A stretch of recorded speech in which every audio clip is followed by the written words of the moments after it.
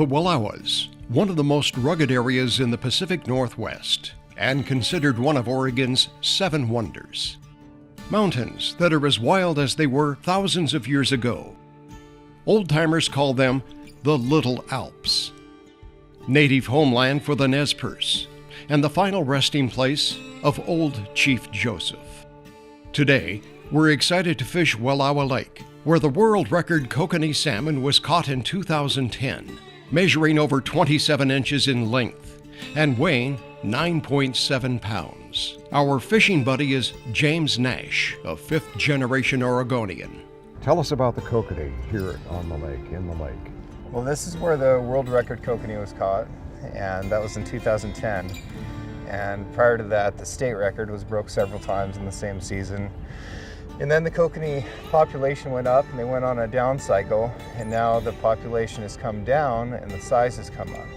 We've still got a lot of kokanee, but they're much, much bigger.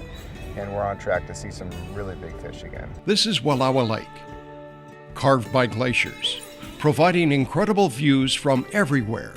This is great. Isn't it amazing that you can have a lake like this to yourself? No.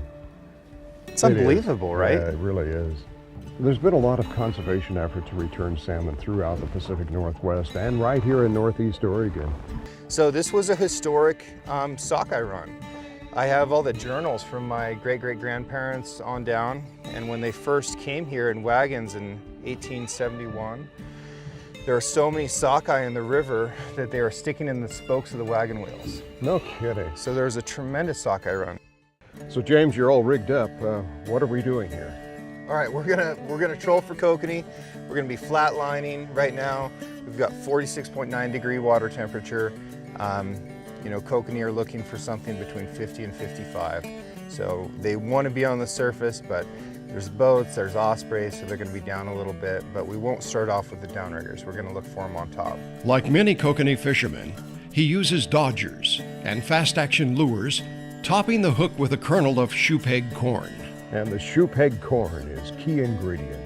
Supposedly it is, I don't know. I don't want to fight the people who have been doing well before me. Nash owns 6 ranch fly fishing near Enterprise. After receiving 2 Purple Hearts for his service in Afghanistan, he returned home, but injuries prevented him from working the family ranch. So he turned to guiding and fishing. This is the best medicine that I could imagine, and I take a lot of it. I'm in the field more than 300 days a year, but I love it, and I love sharing this experience with other people. Hey Tim, is this going to be the world record? Close. Oh my goodness! Holy smokes! Would you look at the size of that? Rod breaker.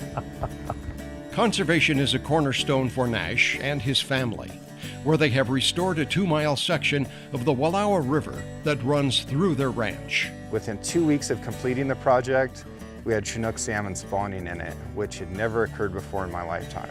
Wow. Hey Tim, this is a world record. Rainbow. It is a rainbow, isn't it? And while a record kokanee eluded us on this day on Wallowa Lake, there will be other opportunities as we look forward to our next adventure in the great outdoors.